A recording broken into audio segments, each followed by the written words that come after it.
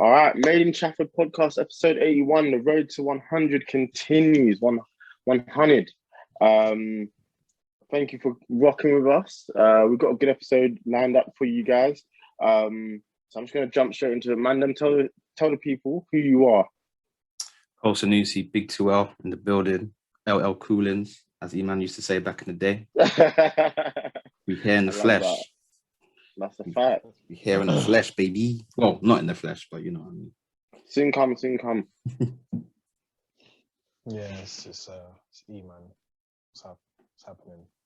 School family. Love that. Protection there. For those who know what that means, shout out to you, but yeah. Love that. All right, and I'm Two Dems. Another episode. Let's just get straight into it. So, a bit of a somber note, I guess, to start on, but I think it's the best place to start as well. You have to give credit to the OGs and the legends who really built this.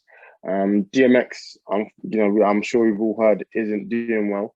I guess I just wanted to use this as an opportunity to big up his legacy and how important he is to the scene. And obviously, it's painful to see because he's an OG that's had issues for a long time, and he's really been battling them. Yeah, no, I agree with you. I think it's one of those weird ones. Do you guys feel like there's certain legends that were around before us that we didn't actually realize how legendary they were? Yeah, I feel like X is in that category because we heard X Gon Give It To You when it came out, essentially when we were young, and then we had heard of Rough Riders, we had heard of certain songs, but we didn't know. Well, I personally didn't know he was one of the guys back then, if that makes sense. So seeing how people are reacting, and it makes me realize again, obviously now I know, but it makes me realize again how big of a legacy, he has. So it is very, very sad, man. His work rate as well at that time was insane. I think he was the first artist to ever have 2 #1 albums in the same year. There's that very, very popular video of him at Woodstock, and it looks like he sold out the whole world. My guy, if Thanos had been there and he'd done the snapping in, it would have been insane. He had the Yakubians going crazy. For real, dog. Just so legendary. He's one of the funniest people, unintentionally funny as well. That video from The Breakfast Club where he sings Rudolph the Red-Nosed Reindeer. Every time, when I see that on the TV, I'm like, all right, it's Christmas time,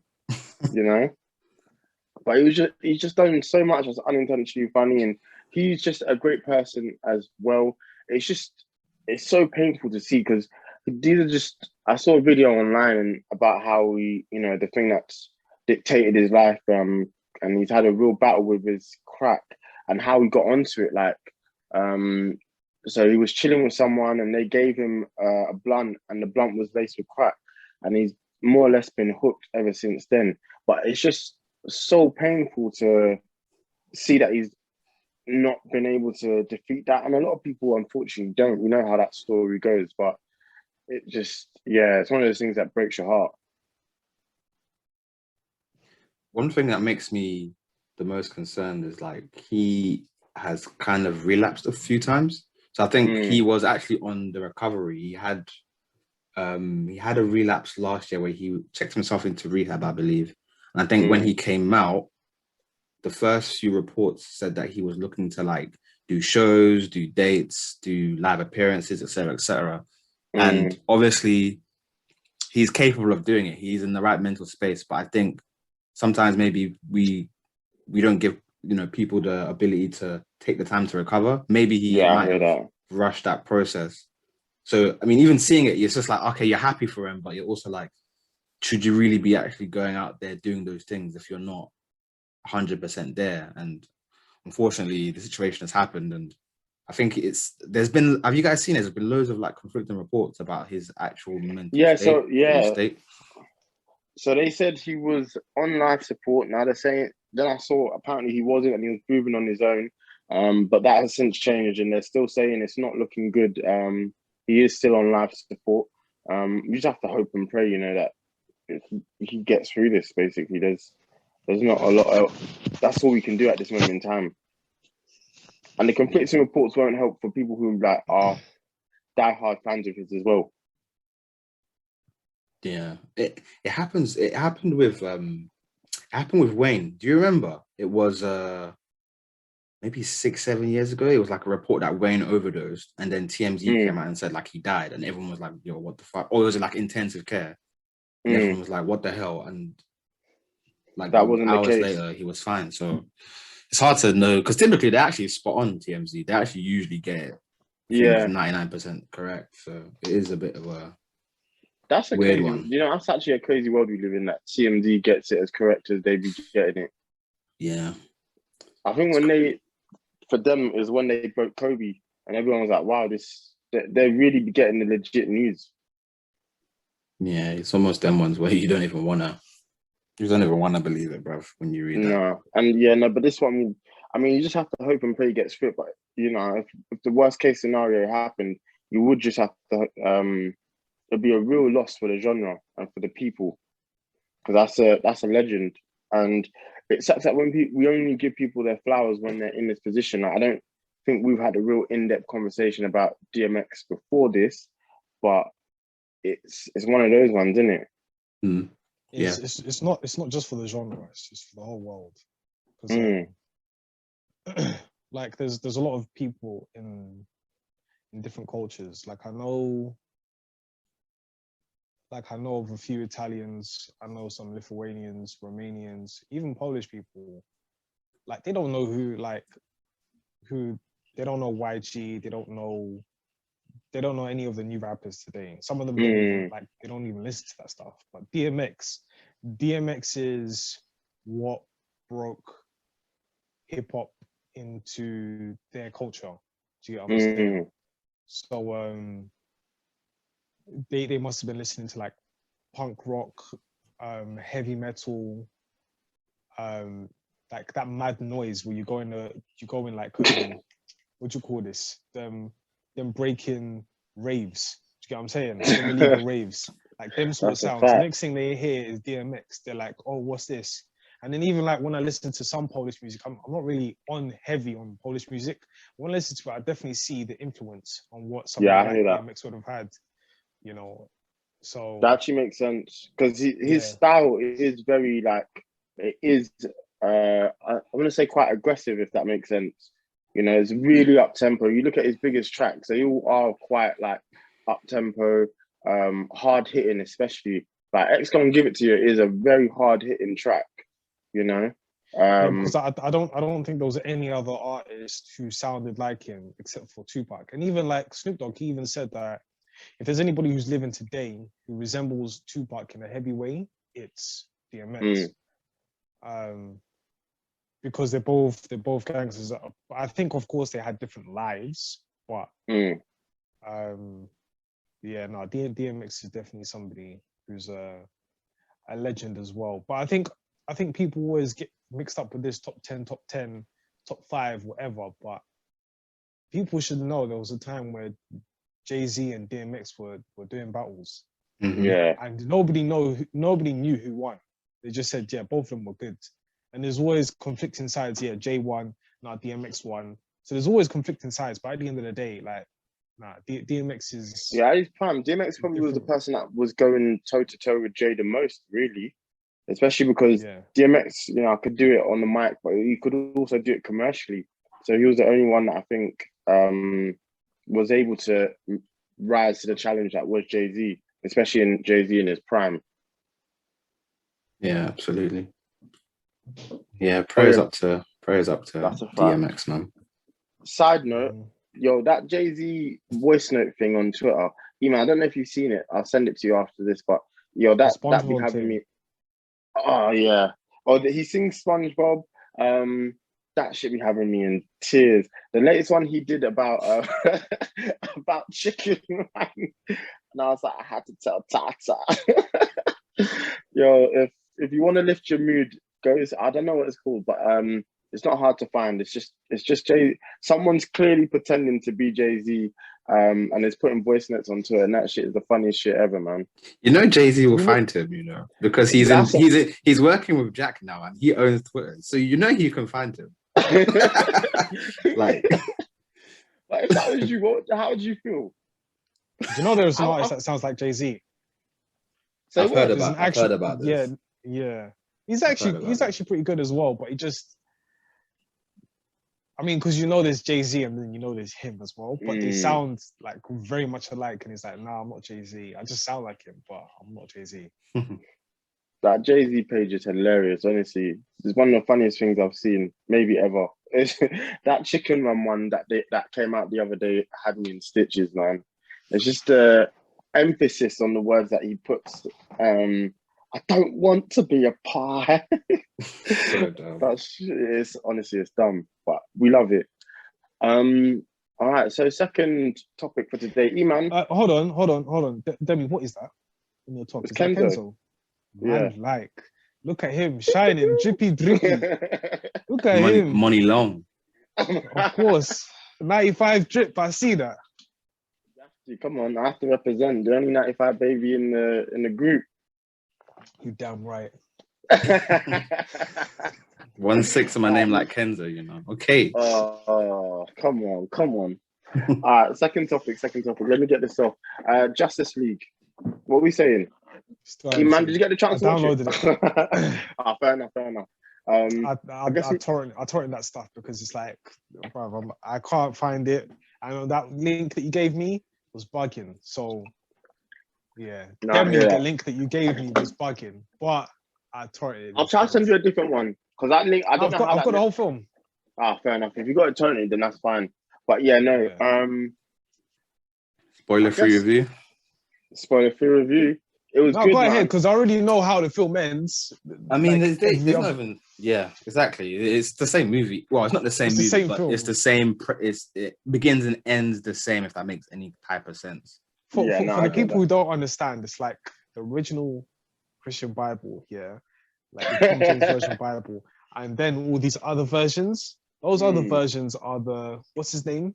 Actually, don't mention his name. The King James Version is like Zack Snyder's version, and then the other versions are them dead versions. Yeah, just to let you know. Yeah, no, it's a vast improvement. I don't know if it's because he's got the 4 hours that it's that much better, but it's night and day really. I think it's so much better, and it was a really enjoyable experience. I personally didn't feel like it felt like 4 hours. I watched it in one sitting. And I really enjoyed what I saw. Zack Snyder can be proud of himself. I think there's some amazing moments in it that will stick with me for sure. I think that scene at the end where Flash has to run as fast as he can, I think that will go down as a great comic book movie moment.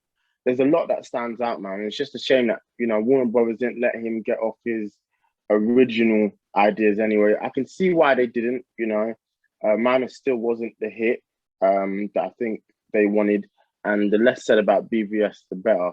And he's created this universe which is subpar. I don't think anyone would feel. I don't think people understand the universe. Like the universe. Yeah, that's a fact. The characters that are used in this particular, like this universe currently at the moment. Forget about the multiverse. Robert Pattinson.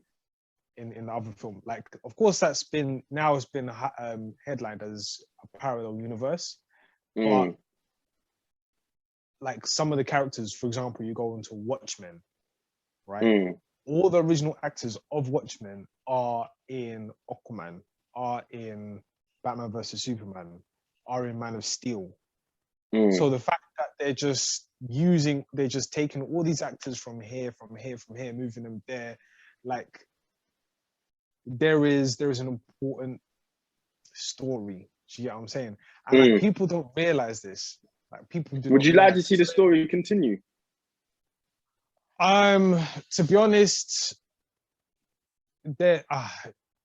yes, I would like to see the story continue. But then when there are a bunch of films that basically create a story for another film, so Justice League.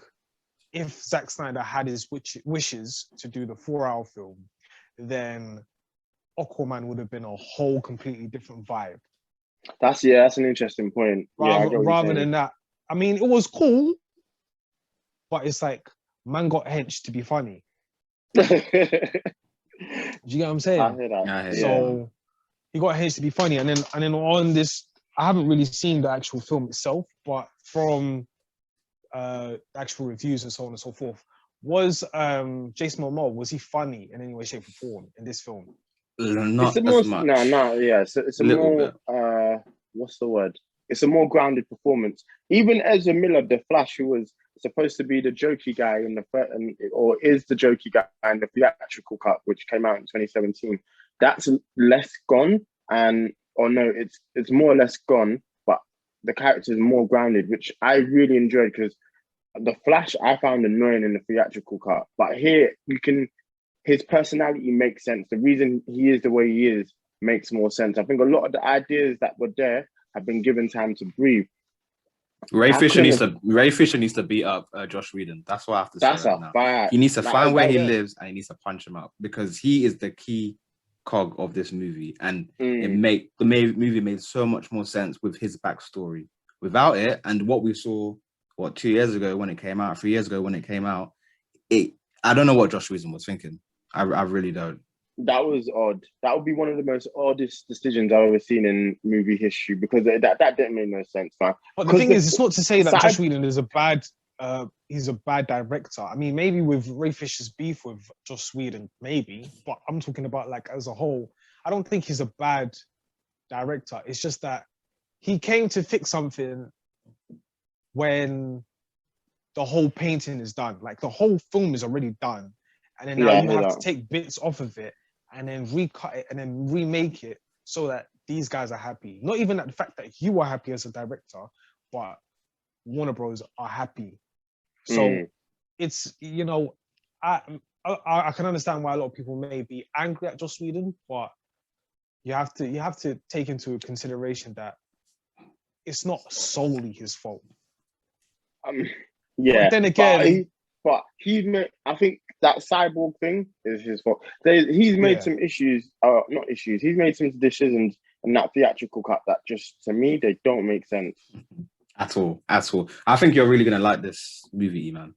When I was watching it, there were certain aspects of it where I was like, okay, no, they've fleshed this out. And it's very, if anything, I'm actually quite sad now that they're not gonna take it further. Because I think I want to see this world continue. Yeah, I think it has legs. I think Zack Snyder the biggest issue with everything that's going on with the DC characters is they don't have a Kevin Feige to like be there and be like, yo, this is a bad idea, scrap that, we'll go with that. Someone to just be like, yo, these are the ideas that I think are good and this is what we're going to use to build a universe off of. Because there is promise in the Snyderverse. I just think there needs to be more direction going forward. That they can't afford to keep having these mistakes because now you're retconning things, and does that matter? Does the Aquaman film mean anything? Does Wonder Woman's films mean anything now going forward? Because you're still going to do Wonder Woman movies, but you're saying you're not continuing the Snyderverse. And then obviously there's another Batman coming out. Like, you know what I'm saying? It's a mess. It is a mess. How was the second film again? Wonder Woman? No, it was 2-pack of ass. That was terrible, man. It was a 2-pack of ass, man. Is that CGI? They could resurrect it. They could resurrect it. They're gonna make another one. They will make another one, but it's a 2-pack of ass. Character that could, she deserves. The character's good. Gal Gadot is great in the role. So I would be down to see another Wonder Woman film, and I think her first film is good. I think that Aquaman film has good parts. As dumb as it is, it has good parts. So elements of the Snyderverse work, and I don't know if you might have ever seen it. Complete Shazam. Shazam is actually a good film, and it's in the Snyderverse. That's a good film. So there's things here I want to see. Black Adam? Is it Black Adam? Oh, Black That's Adam, coming out next year. Yeah. So, and then what is it? What's that dumb film?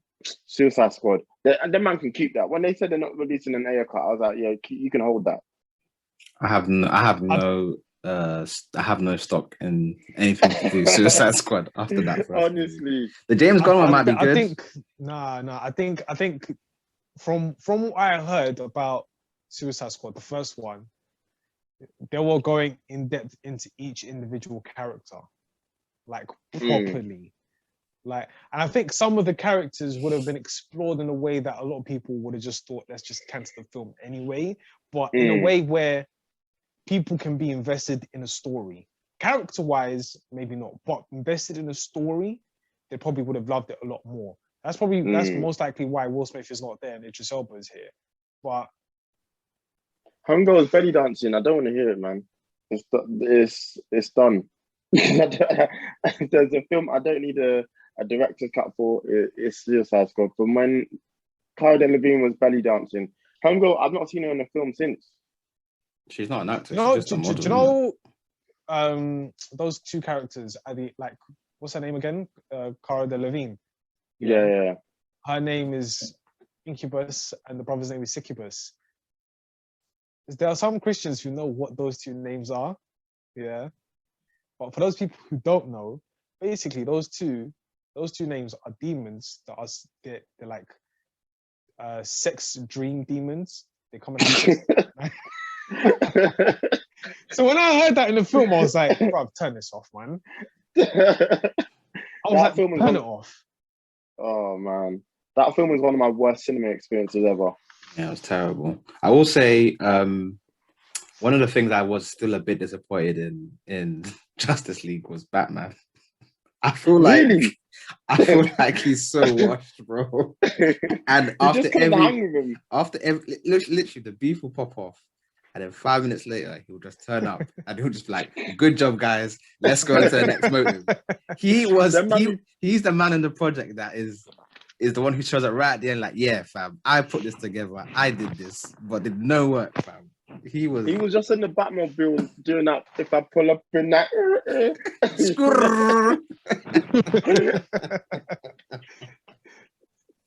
just to get back to Batman was dumb, man. Yeah, he wasn't holding it down. He couldn't hang at all with them. And it's weird because he was on Smoke on BVS. So in this, I was watching him just laughing to myself, like, "Nah, you look washed, bro." Yeah, it's strange. Anyway, so strange. That's and even another thing as well that really annoyed me was the fact that I saw Batman versus Superman. I saw Steppenwolf and his ugly face. Yeah. Then I see this Justice League and he's looking a bit handsome, and I'm like, that doesn't make sense. When did he get a makeover? And then now that the Zack Snyder cut comes out, it's like, now the image makes sense of Steppenwolf. Do you get what I'm saying? Like, things like that really annoyed me. It was just like, no, you can't tell me that I didn't see what I saw. Like, I saw Steppenwolf and his ugly face, and then now he's more humanoid. Like, he's more humanoid. Like, he's looking more like a human face. I guess, but that sometimes happens. Like, the Thanos we see in Infinity War and Endgame isn't the same as the one that we saw at the end of Avengers. Like, they gave that boy a makeover. Hey, you know what? That Steppenwolf was disgustingly horny in the theatrical cut. I saw this. He was after them. He was after that mother box. It was not good. If you watch a side by side of him trying to get the mother box in the theatrical cut and in the Zack Snyder cut, he was chasing them things down. Okay, cool. It's definitely worth watching. I have to watch it in 2 bits, but it was a good watch. I really enjoyed it. Yeah, Zack Snyder, give yourself a pat on the back. That's a fact. He's got a new film coming, isn't it? It's coming on Netflix actually, with Omari Hardwick, Ghost. Okay, that should be good. Yeah, man, like Ghost. I will say before we move on, I'm never gonna like that Jared Leto Joker, man. Bro, that scene pissed me off, man. It's just not good. I was just like, get off my screen. Like, I was just getting my nerves. Because he's doing up. Yeah, he was chatting what, and he's doing up too much. Like, that Joker doesn't have his own identity. I feel like it's a bit of Heath Ledger's, and it's a bit of the one from the Joker. It's just not him. Yeah, that scene did nothing for me. Man was laughing like he had asthma, bruv. And I'd know that I have asthma, bruv. Just bare gas, no laughter. I was like, what is this, bro? It was not good. I want a fan of that. All right. So what's the third topic, if you can remind me? It is. I got a feeling. What's it? It's You about said- schools. You said What? COVID passport.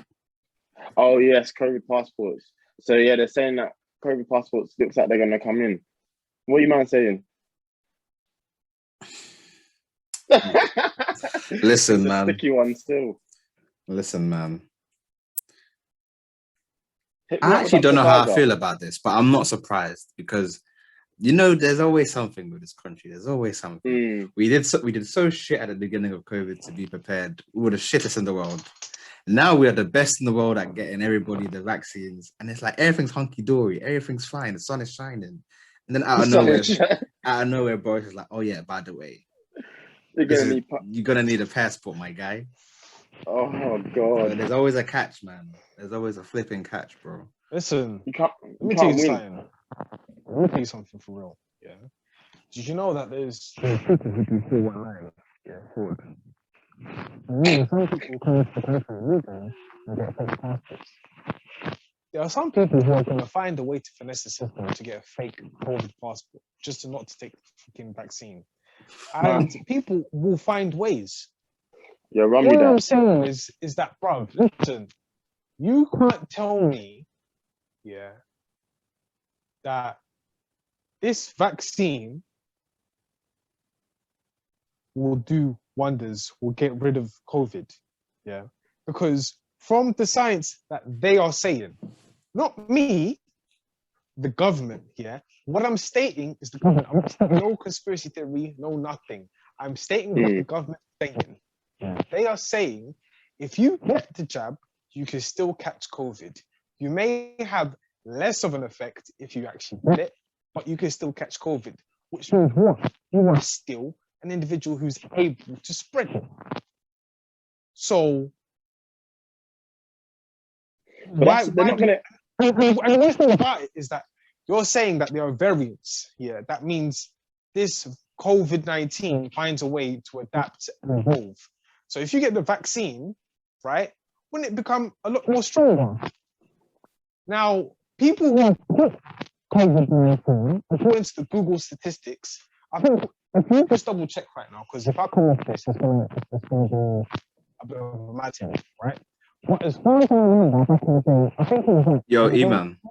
Yeah. Your mic is getting muffled as you speak. If you pull it out, it should be better. Yeah. Yeah, it's much better now. It's much better now. Yeah. So basically, as I was saying, I think it's at like 2%, the COVID deaths. If you just double check that, I don't want to state no figures out of the. Have you got the figures? Why would I? No, I didn't have the figures. But go, I get your point. I just said check. You was gonna check. What do you want me to double check? All right, double check the figures for COVID-19. How many people have actually contracted COVID-19 and how many people have died from COVID-19? In the UK, yeah? Overall in the world. Okay.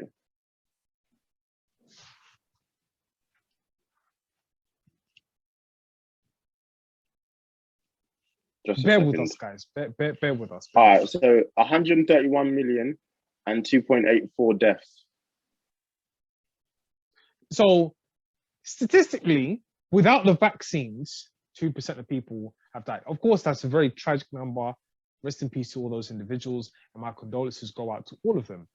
But without the vaccine, it's 2.8. Now that's 99 million, close enough to 100 million people who have caught it, and some will have recovered. So if we have built up immunity, why do we need a vaccine? More importantly, why do we need a vaccine passport? Like, what is the issue? Yeah, like, why do we need a vaccine passport? I guess the reason they'll say is because their reasoning will be that it's to help businesses get back. So to make people feel more safe in those certain spaces. It's obviously the typical places which they're going to ask you to have the passport for. So places like cinemas, clubs, but like I'm sure some restaurants will try and enforce it X, Y, and Z. So their reason will be to help businesses get back safely. I hear what you're saying, but that's what they're going to say. And then more importantly, even I think there was one or two politicians who came out and said that these COVID-19 vaccine passports should not be allowed due to the fact that they will enforce a discrimination type. So some people will not be able to do certain activities. Yeah, some people won't be they able have to not just had get a them. vaccine. But the vaccine itself is not mandatory. And moreover, if 50% of the nation or the whole entire world gets the vaccine, then the world should go back to normal, according to the sciences from a few months back. So why on earth do we need a freaking passport to prove that we have a vaccine?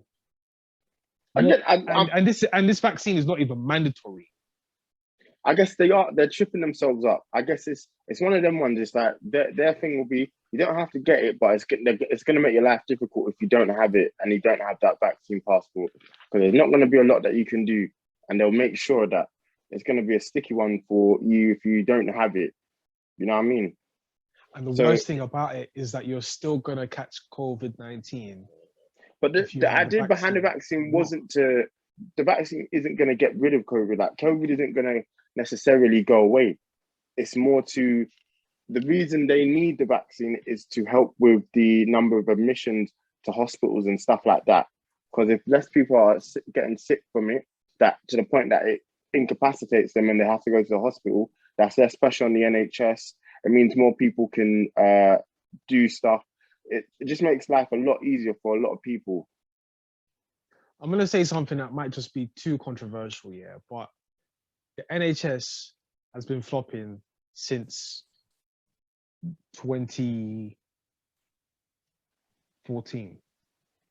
I hear what, and I know what you mean, because hold on. But if you deep it, the reason why the UK voted for Brexit was for what? To save the NHS. 350 million bus, innit? So,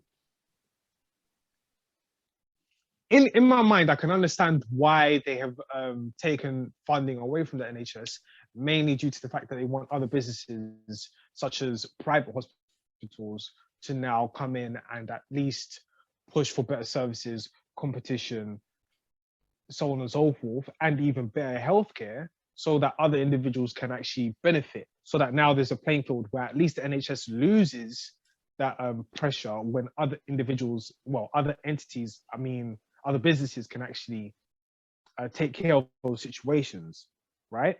But when you're telling me save the NHS, and you're also telling me and I'm giving you the fact of, okay, 2016, they were trying to save the NHS. They've been trying to save the NHS for a long time. Do you get what I'm saying? Yeah. In my mind, a lot of things are just fact after fact after fact. I'm not telling no rubbish, no bullshit. I'm just giving you facts. Yeah. All this time, they've been telling us we need a vaccine because it will help us stop the spread of COVID-19. Science comes out and says, no, it won't.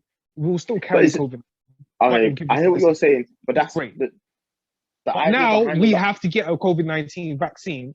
We have to get a COVID-19 vaccine to stop the spread of COVID-19, which doesn't stop the spread of COVID-19. But if we don't get it, we have to then we have to subject ourselves into limitations of what we can actually get as a human being in the United Kingdom. In other words, it's not about stopping the spread.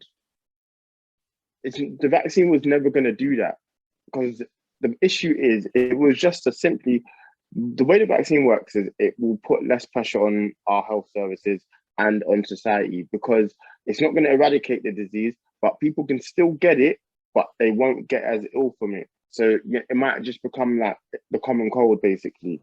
You know, it won't be as detrimental as it has been, you know, when it was in that first wave and the second wave, where it was really knocking people out. It won't be, thankfully, hopefully it shouldn't be like that. I think the biggest issue is, you know, I agree, they've taken funding away from the NHS, and then, you know, they've done wonders during this period. But, you know, they've made life difficult for them. And then the vaccine passport is a bit of a contradiction, because you're saying the vaccine is a mandatory, but then now you want to introduce it. There's going to be a lot of people who just won't want to get it, you know? but it's that thing that it's gonna make life difficult for people, especially for people who are unsure if they want to get X, Y, and Z. And that's it's no slander to like anybody who works in the NHS, because it's a bit difficult like to obviously talk about the NHS, and some people do work in the NHS and they're doing everything they can and they see this firsthand. They see everything going on firsthand. But it's just that the information and the statistics show that firstly, a vaccine is not mandatory. Two, I don't think it's necessary. If 103 million people in the world have caught COVID-19, according to statistics that is given by all the nations collectively together, and only 2.9 million people. But no, I think the vaccine is necessary because you need to protect the people who are vulnerable to it. So, you know, people who are fall into the categories where, you know, if they get it, it's going to knock them for six. I don't think it wouldn't be wise to not have the vaccine and then not to use it. That would be an issue, I think, personally. It is necessary. It's just the fact that my issue with the passport is it's just going to make life very difficult for people who might not be able to get it for whatever reason, and it's just going to be long. It's just going to make life difficult. And the thing that's I think will be the most annoying thing is it's going to be in the hands of particular people and businesses who will make the decision. Make those decisions, because it's not like the government's going to regulate it. Just businesses will say, well, you can't come in here if you don't have a vaccine passport. Exactly. And then that's the issue that then becomes a very discriminatory behavior. Like, oh, you haven't got a vaccine, you can't come in.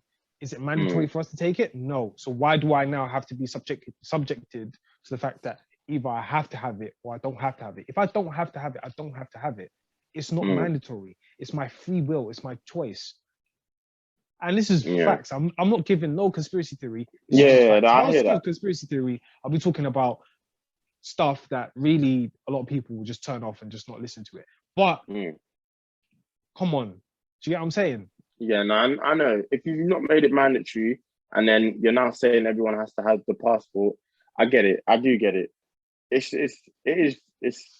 that what Colin said at the start of the conversation? It's one thing after another, and it's a continuous merry-go-round which they just can't seem to make up their mind on or sort out. So it's jarring for sure. But yeah, I guess moving on to the next topic, the final topic for today.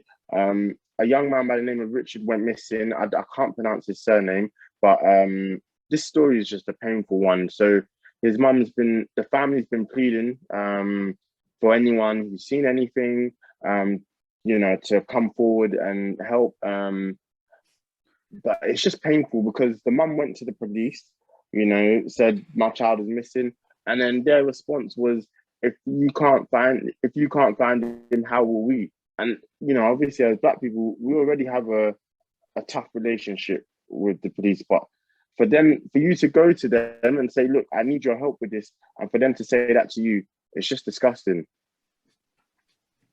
Yeah, man, this whole situation is really sad. I feel for the family. I also feel for him because it seems like, I don't know, I feel like there's just like a big gap in information that's been missing, because he went missing on the 22nd, I think, or 23rd. And there was reports maybe the beginning or middle of this week where he was last seen in Essex. So yeah. I don't know how, living in the most CCTV populated city in the world, that they can't track his movement from that week to this week. So something doesn't add up to me personally. But yeah, I just hope he's safe. I hope he's found safe, and I hope it turns out well, because you know how these things go, man. Yeah, and it's painful because obviously I think he's just had the reports are that he's also just had a bit of a tough time. He wasn't coping well with uni, and I think everyone, some people's mental health hasn't, more or less survived the pandemic. So I think he was also in that spot as well when he was reported missing. So it's just concerning, and there's a lot of people who I'm sure might be in the same boat as well. But it's that thing of, this is the most populated, or not most populated, but the CCTV is heavy in this country. And And it just kind of feels like when you hear stuff like that, it's like they don't care. How can you say that? And then just you basically said you don't care about that life, essentially, to me. Yeah. Especially the fact that he has a sickle cell anemia. So the fact that he was missing around this time, parents were very worried. Yeah, man. It does just make you feel for the family, especially for his mum, man, because that, she's done a lot of TV appearances, and it's painful to watch, honestly, just how upset she is. Yeah, absolutely. It's painful to see, because it's just one of those ones. You just have to hope that he comes home safely, and just hopefully, I hope now that the police are taking his case more seriously. I just hope that we don't see something like this again. Yeah, man. It's just, I feel like there's always going to be something like this, unfortunately. Like, it's just one of those things. Even with the Sarah Everard thing that happened recently, these abductions or people going missing, unfortunately, happen a lot. So it would just be nice if there was a situation whereby it doesn't end the way we, fear it to end, So, yeah, that's the most important thing. We're just hoping for the best. Go on, man. If I'm to talk about what's been reported about the police, like years up until now, is that the police have been heavily underfunded, and then that's why they've just done a mass recruiting from 2018 up until 2020. They've done like a mass recruiting to get rid of a lot of noise and the fact that we are putting police on the streets, we are making sure that things are going right. Now, with the Sarah Everard situation, it's like, I don't know how long that person has been a policeman, but someone should have checked up on his history. Someone should have checked up on his psyche. Now, with this situation, for a police individual to turn around, I don't know if it was a policeman or a policewoman, but them to turn around and say, if you can't find him, well, how do you think we're going to find him? I think the police is highly underfunded, and when it comes to these situations about children going missing, people going missing, I don't think they have the facilities to actually do that. So then now that this is blown up in their face, they have to now go and find him. I hear that, but my thing is, and then even with the situation with I've forgotten her name, the one, there was a black woman who had died close to the seaside, and she was talking to her boyfriend. The next thing, a couple hours later, they find her meters away from her phone, and the police. And they said that was just they didn't look into it really. They didn't look into it, and I think it's like they say just our don't lives have the don't funding matter. and they don't have the facilities to do so. So I think, but I don't know. No, it's coming back to the government. No, hold on. It's coming back to the government of like, what is going on? You guys are reducing a lot of funding to actually help the police to make sure that the police do a better job in finding out, not finding out, but solving situations fairly quickly and effectively. And I think that's what needs to be exercised in terms of what the government needs to do for the police.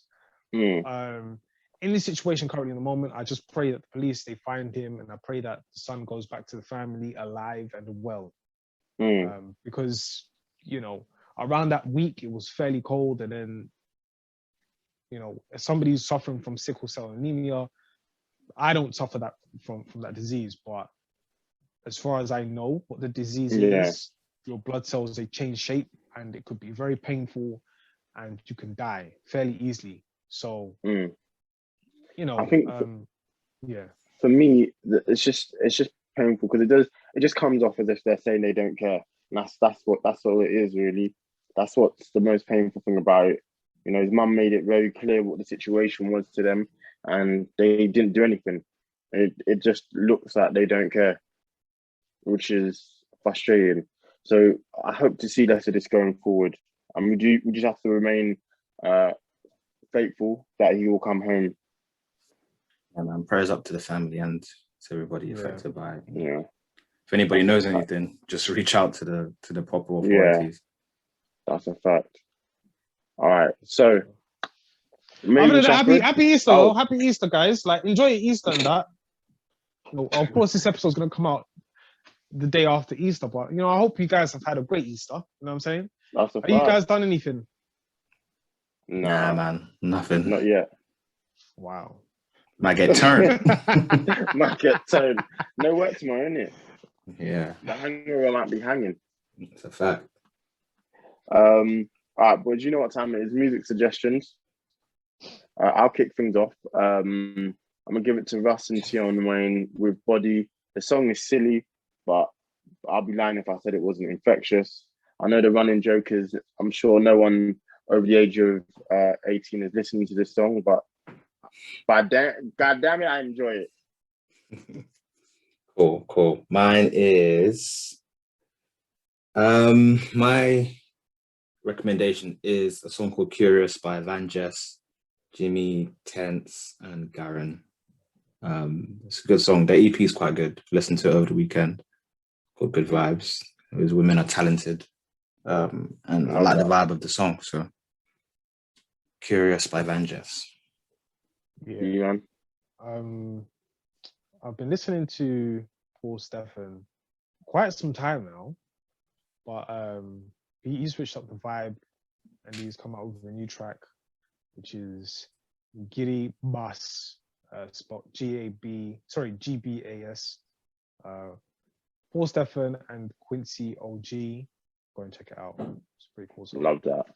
All right, so Maiden Shepherd episode 81 in the books. Until next time, people, take care. Peace.